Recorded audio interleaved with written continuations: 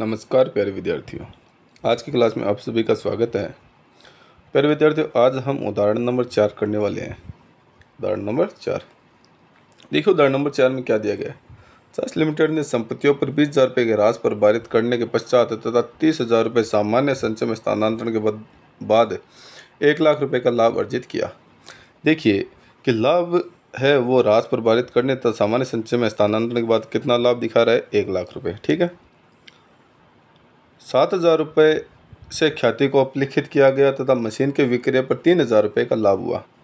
इसके लिए उपलब्ध अन्य जानकारियाँ इस प्रकार से हैं कि जब हम ऑपरेटिंग एक्टिविटीज से कैश फ्लो निकालते हैं तो सबसे पहले हमें क्या चाहिए, non net profit before tax and extra ordinary item चाहिए। ठीक है, उसके बाद में हम क्या करते हैं, जो कैश और नॉन ऑपरेटिंग आइटम्स है उनका क्या करते हैं, समायोजन करते हैं। तो हमारे पास देखिए इसमें क्या लिखा है कि ख्याति में कितना लिखित राइट ऑफ किया है, 7,000 रुपये, तो इसको जोड़ देंगे।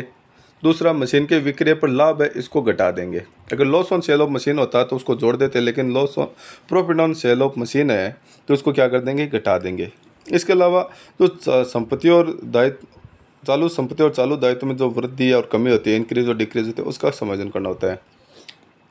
मैंने आपको बताया था कि जो चालू संपत्तियों में वृद्धि और चालू दायित्वों में कमी है उनको तो क्या किया जाता है, घटाया जाता है, और चालू संपत्तियों में कमी और चालू दायित्व में वृद्धि को क्या किया जाता है, जोड़ा जाता है। अब देखिए इसमें कौन कौन सी मद जुड़ेगी, कौन सी घटेगी, वो हम देख लेते हैं। व्यापारिक प्राप्य में वृद्धि, ये 3,000 रुपये घटेंगे। व्यापारिक देय में वृद्धि, ये 6,000 रुपये जुड़ेंगे। पूर्वदत्त व्यय में 6,200 रुपये की वृद्धि, ये जुड़ जाएंगे क्योंकि दायित्व में वृद्धि हुई है। और बकाया व्यय में 2,000 रुपये की कमी, ये घट जाएंगे।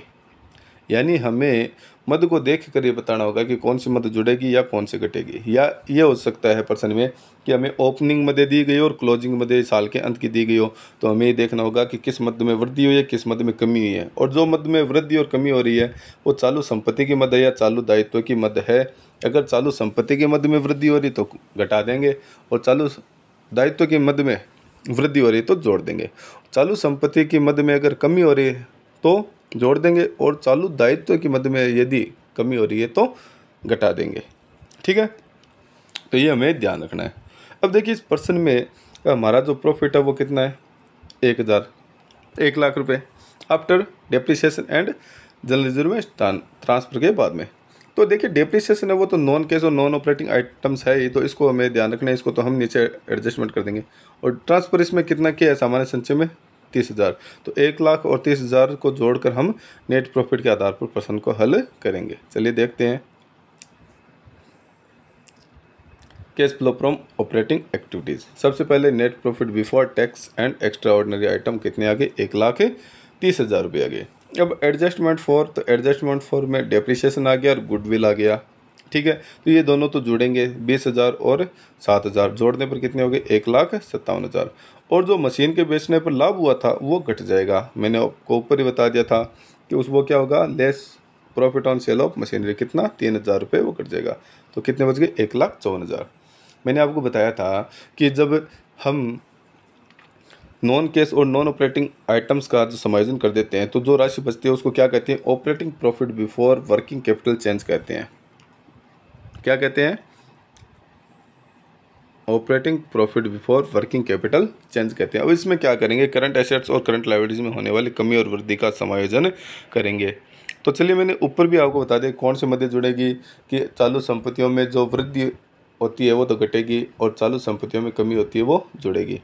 चालू दायित्व में वृद्धि होती है वो जुड़ती है, और चालू दायित्व में कमी होती है वो घटती है। तो इंक्रीज इन ट्रेड रिसीवेबल, तो ये क्या होगा, घटेगा, क्योंकि चालू संपत्तियों में क्या हुई है, वृद्धि हुई है, तो ये घट जाएगा। इंक्रीज इन ट्रेड पेबल, चालू दायित्व में वृद्धि हुई है तो ये जुड़ जाएगा। इंक्रीज इन प्रीपेड एक्सपेंसेस, तो ये भी क्या हो जाएगा, इंक्रीज इन प्रीपेड एक्सपेंसेस, यानी चालू संपत्ति में क्या हुई है, वृद्धि हुई है। प्रीपेड एक्सपेंसेस, यहाँ पर अगर आउटस्टैंडिंग एक्सपेंसेस होता तो ये जुड़ता, लेकिन प्रीपेड एक्सपेंसेस में वृद्धि हुई है, इसलिए क्या हो रहा है, घट रहा है, 200 रुपये घट जाएंगे। ठीक है, उसके बाद में डिक्रीज इन आउटस्टैंडिंग एक्सपेंसेस आ गया ना, कि चालू जो दायित्व है यानी उसमें कमी हुई है तो कमी होगी तो ये भी घटेगा, अगर ये वृद्धि होती है तो क्या हो जाता, जुड़ जाता। और ये 2000 भी घट गए। इन सभी का समायोजन करने के बाद में हमारे पास जो राशि कितनी बची है, 1,54,800 बचेंगे। 1 0 फालतू लगे, इसको ठीक कर लेना, ठीक है। 1,54,800। अब इसमें से हमें क्या घटाना होता है, ये जो राशि है 1,54,800 वो क्या है, कैश जनरेटेड फ्रॉम ऑपरेशन।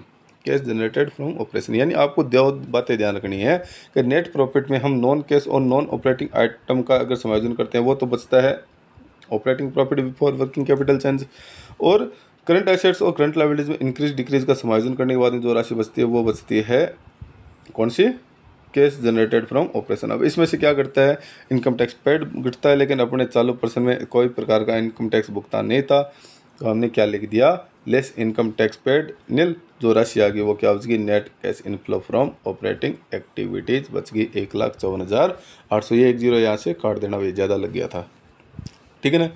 तो ऑपरेटिंग एक्टिविटीज जब कैश इनफ्लो निकालते हैं, कैश फ्लो निकालते हैं, तो इनडायरेक्ट मेथड में आपको नेट प्रॉफिट चाहिए।